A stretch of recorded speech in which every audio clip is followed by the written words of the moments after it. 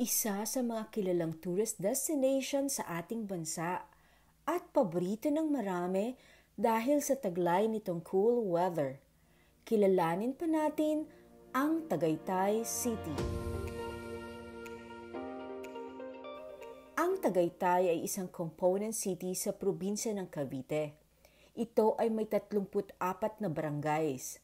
Ang siyudad na ito ay tinaguriang second summer capital of the Philippines, kasunod ng Baguio. Malapit lang ito sa Metro Manila at maaari kayong makarating rito through Laguna, Cavite o kaya naman via Batangas. Ayon sa kwento, ang pangalang Tagaytay ay nagmula sa mga salitang Taga na sa Ingles ay tukat at Itay meaning father. Ang mag-ama daw ay may hinahabol na baboy ramo at nang pumihit ito at umakmang sila na ang hahabulin, natakot ang anak para sa seguridad ng kanyang ama. Kaya sumigaw ito ng Taga, Itay. Maraming nakarinig nito at naging usap-usapan ng mga tao. Ngayon, ito na ang tinatawag na Tagaytay. Noong panahon ng Philippine Revolution, ang siyudad na ito ay minsan na ring naging silungan ng ating mga kababayan mula sa mga kalapitbayan na lumaban sa mga sumakop sa ating bansa. Ang Tagaytay ay naging chartered city noong 1938. Halos kompleto na dito sa Tagaytay at napakaraming makikita. Kaya naman, isa ito sa mga priority destinations ng Department of Tourism at tinanghal din ito bilang top tourist destination sa Calabar Zone. Ngayon, mas kilalanin pa natin ang siyudad ng Tagaytay. Isa sa unang pinupuntahan namin sa mga binibisita naming bayan o city ay ang City Hall or Municipal Hall. Dito pa lang ay makikita niyo na ang karakter at kultura ng isang bayan. Sa maraming beses naming pagpunta sa Tagaytay, first time lang namin makita ang kanilang City Hall. Namangha kami at ang una naming sambit ay parang hotel ito. Very comforting ang vibe. Matagal naming tinititigan ang frontage ng City Hall dahil siguradong iba talaga sa pakiramdam. Naramdaman namin agad ang homey na feeling. Napakaraming puno at well-trimmed ang mga halaman at Bermuda sa unahan. Kaharap lang nito ay ang statue ng ating pangbansang bayani na si Dr. Jose Rizal at sa side nito ay may ilang upuan sa ilalim ng puno. Pinagpatuloy namin ang paglalakad hanggang sa makita namin sa likod ng statue ni Dr. Jose Rizal ang isang open-air theater venue. Na-amaze kami. Ang lugar ay malinis at maayos. May naabutan kaming iilan na namamasyal din sa lugar. Ilang hakbang lang ay nakarating na kami ulit sa kalsada. At sa kabilang side ay nakita namin ang giant rosary na nakapahiga sa ilalim ng maraming puno. At sa concrete wall naman malapit dito ay nakapinta ang Stations of the Cross. Napansin namin na likod pala ito ng chapel na nung araw na yon ay sarado. So balik City Hall Road na kami at mayroong rotonda dito kung saan makikita ang statue ni Saint Michael the Archangel. Luminga-linga kami dahil gandang-ganda kami sa buong compound. Napakalinis at napakasarap namnamin ng malamig na hangin. Unahin natin ang kanang bahagi ng rotonda na kapag lumakad ka ng ilang metro ay makikita nyo ang isang building at sa katabi nito ay may mga nakadisplay na Air Force plane at military battle tank. Sa kabilang side lang ng lugar na ito ay mayroong malaking covered venue kung saan may seminar daw ayon sa guard. Lumabas na kami ng lugar na iyon at dumiretso kami papunta sa Nasugbu, Tagaytay Highway Road.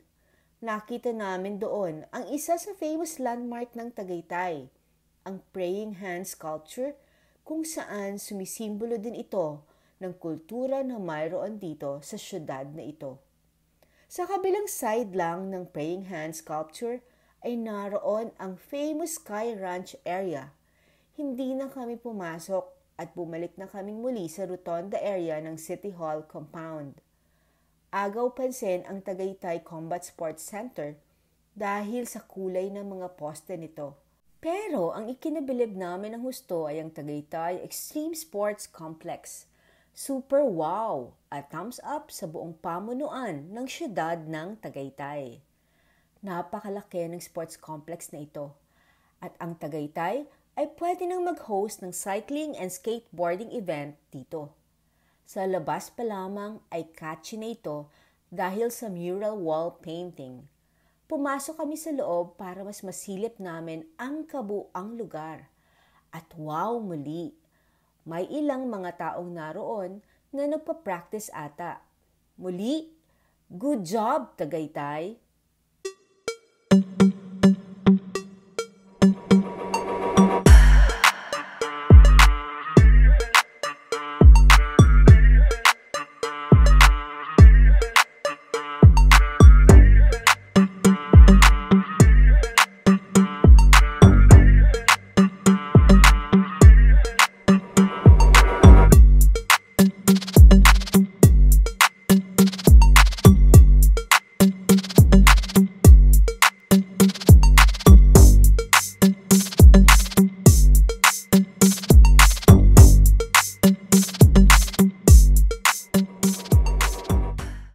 Mula sa Tagaytay Extreme Sports Complex, sinilap namin sandali ang famous na Mahogany Market.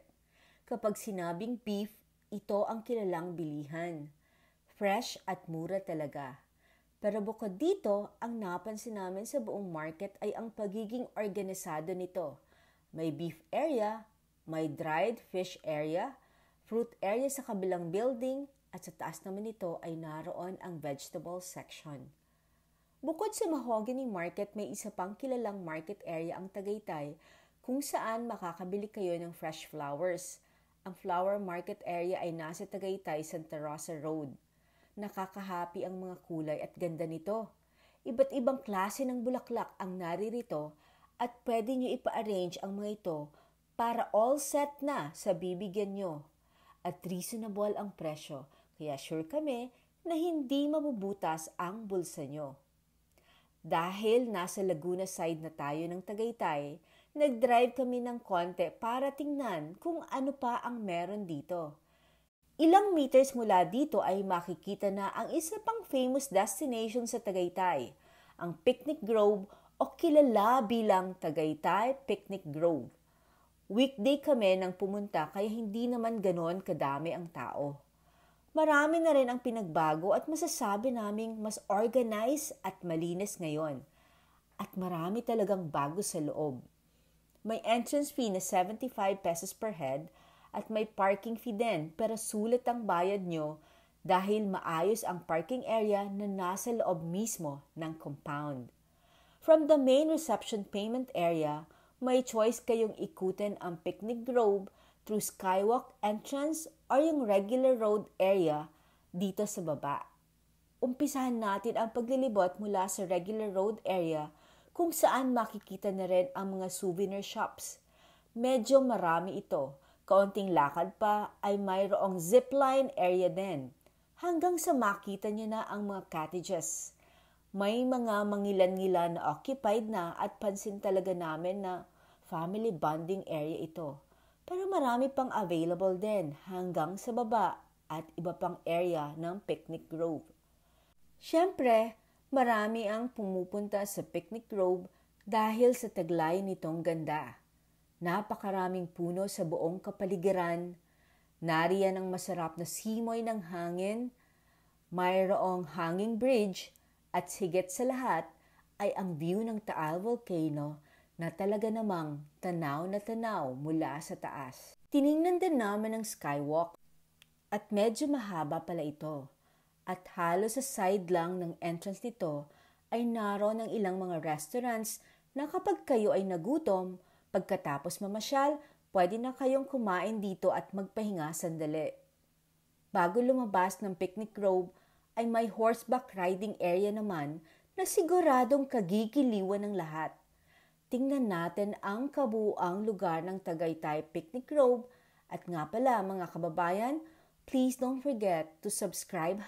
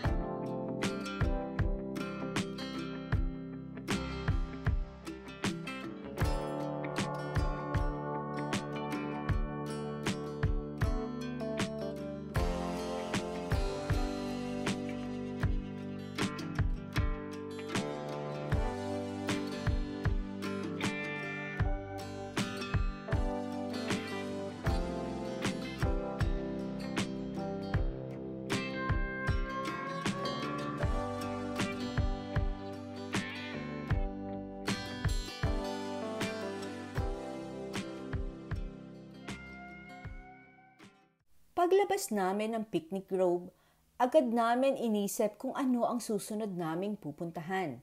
Sa side kasi na ito, matatagpuan ang ibang famous area katulad ng Tagaytay Highlands at Crosswinds Tagaytay. Pero hindi na namin ito pinuntahan.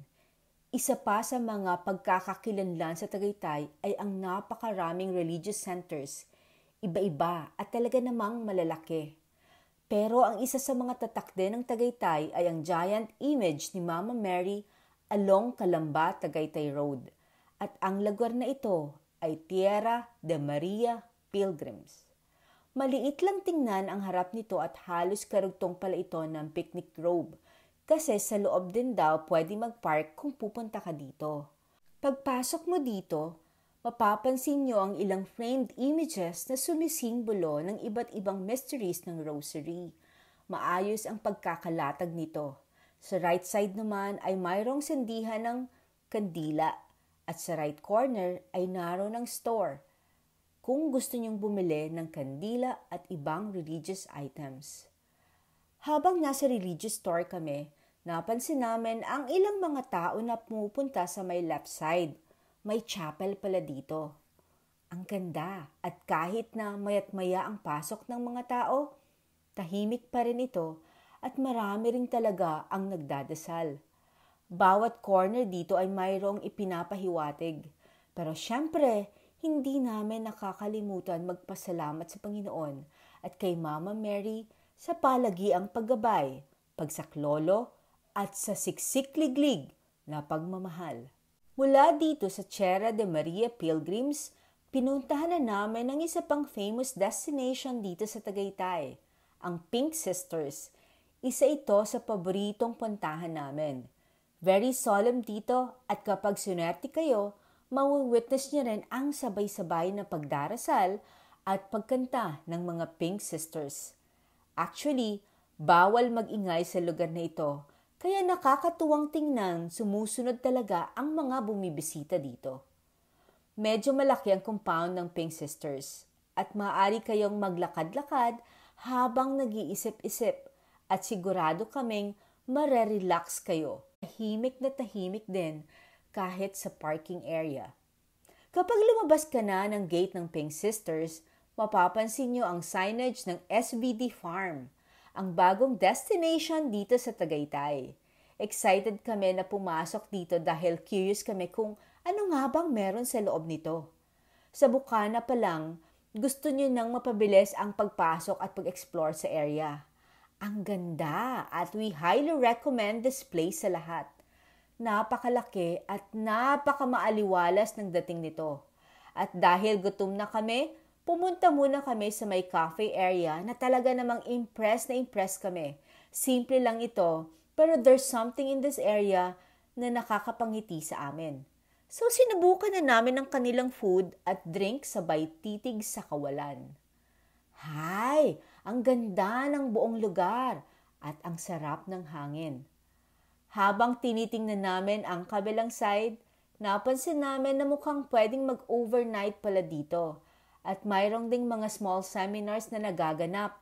kasi medyo madami ang mga tao sa may ilang covered area ni Pahat Hall. Patuloy lang kami sa paglinga-linga sa buong lugar at sabi namin, babalik na lang kami dito para ma-relax at damhin pa ang malamig na simoy ng hangin. Bago kami umalis ng SBD Farm, nakita namin ang Virgin of the Poor Chapel. Naabutan naming nakabukas ang ilaw ng buong chapel at may music. Umupo kami sandali at taimtim na nagdasal. Very grateful and blessed to be in this area. Kulang ang isang araw para ma-enjoy ang Tagaytay. Kaya naman, we've scheduled another day para mapuntahan pa ang ibang lugar dito. Pag sinabing Tagaytay din, napakaraming restaurants dito. Iba't ibang offerings, kaya ipapakita namin sa inyo ang ilan sa mga napuntahan namin. Umpisahan natin sa Tibian Specials Bulalo on the Hill. Naroon na sa pangalan ang clincher nito, Bulalo and Hill. Tuwing dumadaan kami sa bypass road sa Tagaytay, nakikita namin ito kaya sinilip na namin. Late 2021 nung ito ay magbukas at sulit naman ang pagsubok namin. Mula sa food, ambience at service. Nakakatuwa din kasi mayroong covered area at may open area so pwedeng mamili ang mga customers kung saan uupo. Pero isa lang ang garantisado, may view kayong makikita. Ang susunod na sinilip namin ay ang Salay Señorita. Kung mahilig kayo sa open air at kubo-kubo type, pwede nyo itong subukan. Matatagpuan ito along Crisanto M. de los Reyes Avenue at medyo bago din ito. Siyempre, ibang food naman ang sinubukan namin at natuwa lang kami sa pailaw-ilaw nito sa may bandang gitna ng lugar. Marami pa kaming gustong ipakita sana dito dahil ang Tagaytay ata ang restaurant haven. Ganun kadami ang pwedeng kainan dito. Pero dahil kilala ang Tagaytay sa Taal Volcano, sinilip namin ang Leslie's kung saan kitang-kita ang view na ito. Malaki ang Leslie's branch dito sa Tagaytay. Malawak din ang parking and as usual, maganda ang service at masarap ang food. Akala namin isang area lang ito pero nung nilibot namin ang buong lugar, mayroon pa pala sa ilalim na isang area at malaki din. Pwedeng pang special event. At dahil nasa Tagaytay Nasugbu Road na kami, umikot kami sa may junction na kapag nakita nyo na ito, Tagaytay na talaga. Pero historical site pala talaga ito dahil noong 1945, ito ang lugar ng first parachute landing in the Philippines na isinagawa ng 511th Parachute Infantry Regiment 11th Division ng US Army. Bago kami tuluyang bumalik sa Tagaytay Nasugbu Road, nakita din namin ang hospital at malls na naroroon. Ang Fora at ilang metro lang ang layo ay mayroon ding Ayala Mall Serene. Katabing-katabi lang ng Ayala Mall Serene ay ang isa pang paboritong church ng mga nagpapakasal, ang Our Lady of Lourdes Parish Church. Siyempre, hindi na namin ito pinalagpas at dumaan kami dito. Malaki ang buong church compound. Maluwag ang parking area hanggang sa may likod ay meron. May lugar talaga sa mga sindihan ng kandila at may grotto sa katabi nito. Pag pumunta ka na rin sa main church, sobrang aliwalas din ang lugar. Marahil siguro sa kulay nito at high ceiling siya. Nagdasal kaming muli at nagpasalamat ng husto. Ilang beses naming binalik-balikan ang simbahang ito kasi madalas may wedding. After kasi ng church ceremony, sinusulit talaga ng mga couples ang pagpapapicture sa buong lugar. Habang kami ay nagmamasid-masid sa parking, napansin namin ang condominiums na halos katabi lang at naalala rin namin ang ilan pang building sa mga kalapit lang dito. Bago kami pumunta sa last destinations, umikot-ikot kami sa may Mahogany Avenue at na-curious kami sa isa pang kainan, ang Chicks ni Otit, 5-star karinderya. Sinilip namin ito sandali at nakakatuwa kung paano nila inayos ang buong lugar. May mga mask sa wall at basket chandelier ang inilagay sa ceiling. Masarap ang food at sulit sa presyo. At ang last but not the least destination na aming sinilip ay ang isa pa sa mga dinarayo dito sa Tagaytay. At ito ang Nurture Wellness Village.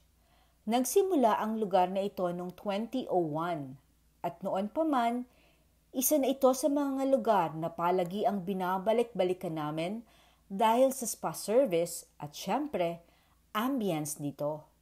Sa reception pa lang ay siguradong marerelax na kayo sa makikita nyo dito.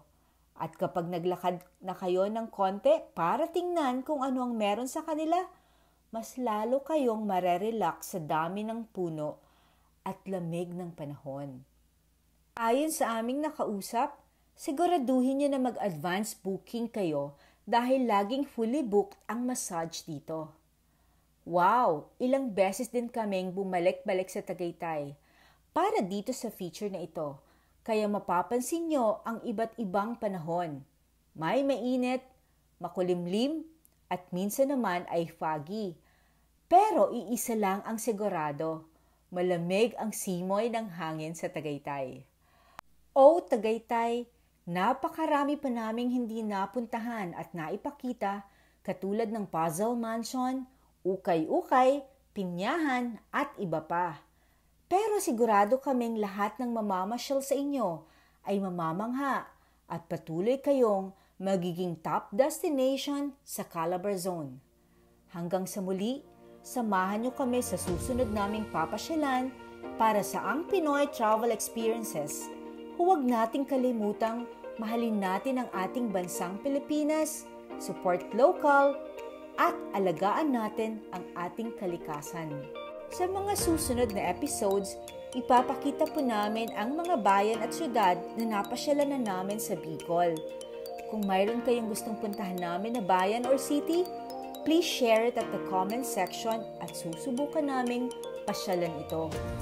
Please don't forget to like, share, and subscribe to our channel, Ang Pinoy Channel.